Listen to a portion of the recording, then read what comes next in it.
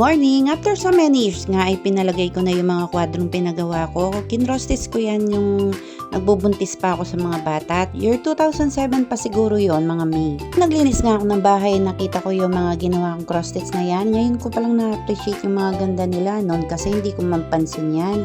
Kaya sayang naman kung nakatago lang. Tapos gumawa din pala ako ng lumpiang Shanghai kasi madali lang itong lutuin kapag nagbabaon yung mga bata o di kaya pang almusal sa umaga ay madali lang itong i-prepare.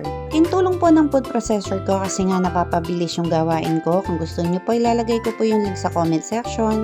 Tapos yung mixing bowl ko na yan kahit ibalabag mo ng ibalabag ay hindi po mababasag yan. Ilalagay ko rin po yung link sa comment section kung gusto nyo po. Nagawa po ako ng Shanghai ay nadadaya ko po yung mga anak ko kasi po maraming carrots, sibuyas at saka celery yung nilalagay ko. Tapos 2 itlog po yung nilalagay ko dyan kasi po konting harina lang yung nilalagay ko para binder nila. Naglagay din ako ng asin at saka ng paminta. Tapos kung ma-mix lahat ng mga ingredients ay nilalagay ko muna sa isang lagayan tapos pa i-rep ko muna. Habang iniintay ko naman po yung Shanghai ay pinakain ko na si Anika kasi po papasok pa siya ng tanghali.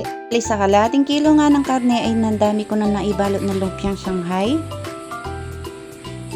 Hindi ko pa nga sobra kaya nagkulang yung pambalot ko. Siguro gagawin ko na lang itong bola-bola. Ang tulong din kasi yung nagpe-prepare ka ng mga food ng mga bata kasi nga hindi ka na mapapaisip kung anong ipapakain mo sa kanila. Lahat ng nagawa ko ay lumpiang Shanghai, marinated chicken, tsaka marinated na baboy.